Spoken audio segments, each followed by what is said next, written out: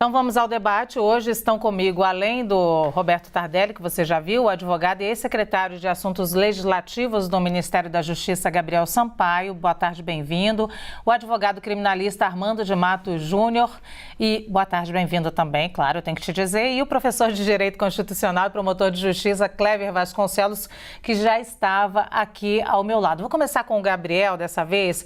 O Gabriel, esse acordo firmado entre o Google e o New York Times reacende o PL das fake news, já que a gente tem ali um termo de discussão exatamente idêntico, que é a remuneração de trabalho jornalístico?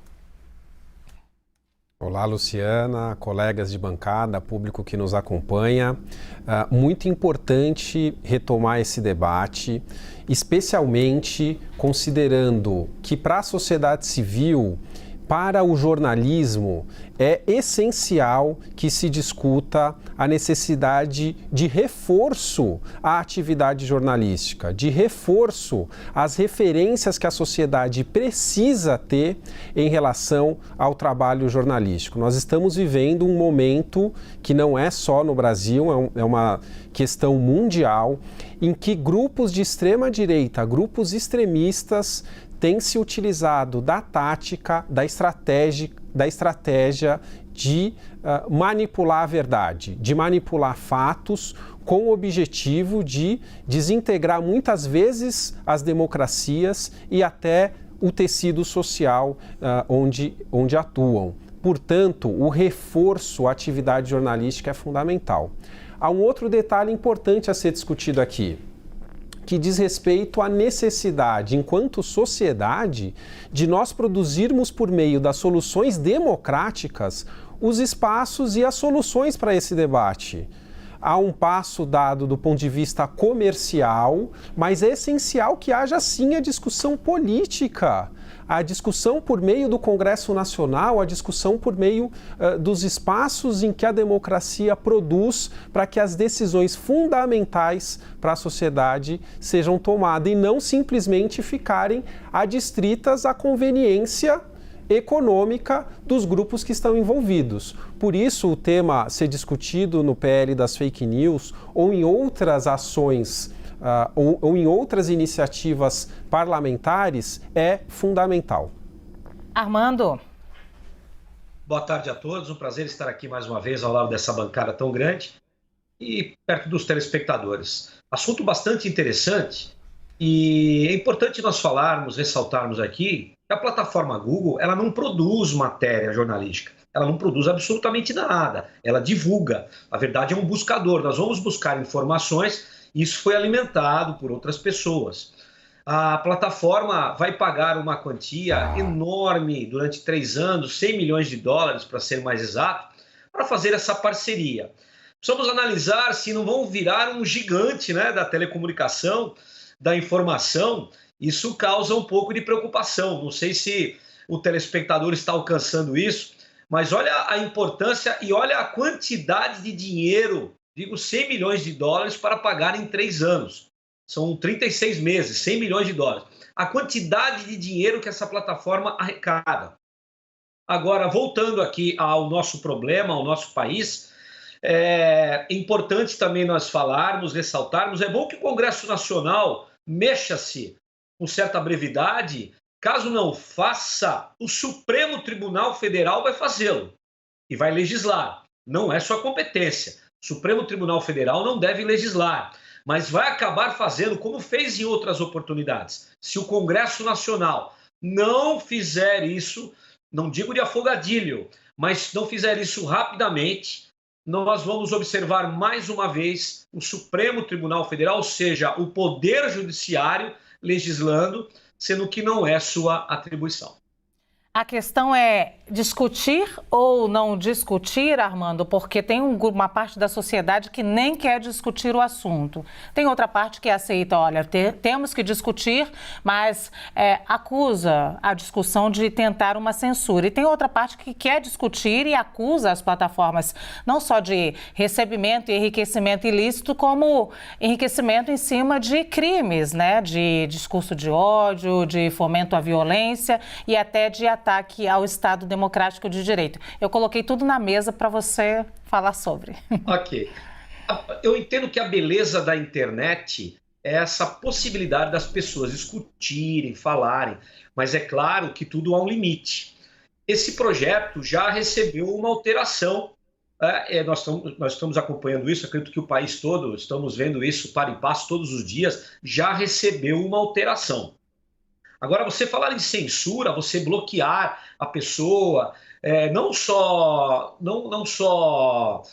na internet, mas qualquer tipo de plataforma, você falar em censura, você está retroagindo, você está retornando a um momento muito crítico que nós vivemos há pouco tempo, né? Os que têm cabelo branco conheceram isso e viveram esse momento e participamos, e até a própria história nos conta isso. Agora, você falar em impossibilitar que as pessoas tenham o direito de falar, reclamar, aí não. Agora, também precisamos ter limites na internet.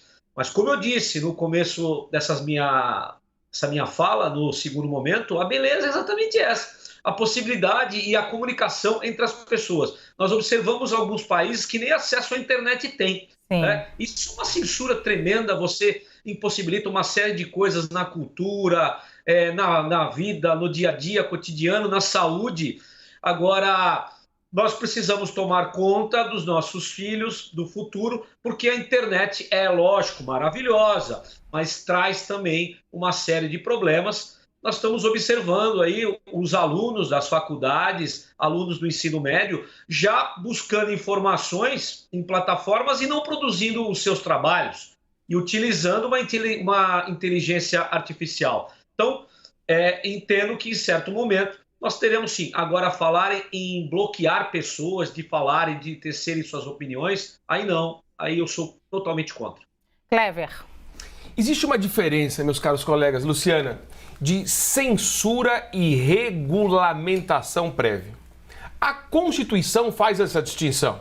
Censura é proibida. O artigo 220 da Constituição proíbe a censura. O que é censura? Censura é a avaliação prévia de um conteúdo a ser publicado ou ser veiculado em qualquer tipo de mecanismo de comunicação, livro, etc. A regulamentação prévia é a adequação. O exemplo de regulamentação prévia é a classificação etária de um filme de violência, de sexo, na hora da televisão, por exemplo, televisão aberta. Você não vai colocar um filme de sexo e violência às 10 horas da manhã para a criança assistir. Então, o que eu estou dizendo é o seguinte, o Brasil, Luciana, meus caros colegas, ele está muito polarizado. As pessoas perdem a razão numa discussão que podia ser rica em virtude dos interesses ideológicos em que elas têm. Então, nesse ponto, e você falou muito bem anteriormente, o Google faz acordo com o Jornal dos Estados Unidos. Por que as empresas, as Big Techs, não são convidadas pelo Congresso Nacional para debater o assunto? É importante que esse debate ocorra. O projeto tem aquela coisa, você é contra ou a favor? É aquele maniqueísmo, né? Jogar as pessoas para o lado. Falta o bom senso. Então, o que diz o bom senso? Vamos debater. Mas as Big Techs vão ter que ter um ônus de trazer alguma regulamentação. Sim, na Alemanha, em 2017, o Bundestag, o parlamento alemão, estabeleceu um regramento. E a Alemanha hoje tem esse regramento. E isso não é censura. Veja, 2 pontos que eu acho importante para comparar e trazer nesse debate. Pedofilia e direitos autorais. Quando você publica algo com pedofilia nas redes sociais, ela corta instantaneamente. Se você coloca direitos autorais, ela corta instantaneamente. Por que não vai cortar também a prática do crime político? Tem que cortar. Mas isso não é censura. Veja que os direitos e garantias fundamentais têm 2 lados, um lado positivo e um lado negativo. Qual é o lado positivo? Exercer esses direitos fundamentais, exercer a liberdade de manifestação do pensamento. Qual é o lado negativo? Exercer a liberdade com responsabilidade. É isso que se busca. E é preciso... Ninguém está afim de ouvir isso não, você sabia disso, Mas né? eu estou aqui justamente para dar um aspecto técnico, né? Não estou aqui para agradar um lado ou outro. O pessoal fala, qual é o seu lado? O meu lado é a justiça, o meu lado é o equilíbrio, é a sensatez, é o bom senso. Dentro desse diagnóstico, eu quero dizer o seguinte: chegou a hora da Câmara dos Deputados convidar as Big Techs para conversar. Chegou a hora dos deputados de situação e oposição sentarem e, com bom senso e equilíbrio, estabelecerem o que é melhor para o Brasil. Porque todo mundo pensa na próxima eleição. Ou seja, nós vivemos um estado permanente de eleição. E nós esquecemos de uma coisa. De quem? Do Brasil. O que é melhor para o Brasil? Do ponto de vista da difusão do pensamento, da preservação da ordem, do bom senso, da equidade. É isso que eu quero mostrar para as pessoas, que vamos esquecer o lado ideológico, vamos colocar no debate o lado técnico, para que as redes sociais convivam com a liberdade de expressão do pensamento, o que a Alemanha fez em 2017. Esse é o ponto, Luciana. Muito bem, eu brinquei isso com você porque eu acho que quem mais sofreu nesses últimos anos aqui no Brasil, não sei se Tardelli concorda, mas é o contraditório. Exatamente se você pegar o Google como exemplo, um buscador, as pessoas vão lá buscar exatamente aquilo que reforce o que elas acreditam. Então o contraditório eu acho que é o que mais sofre nesse país, Tardelli.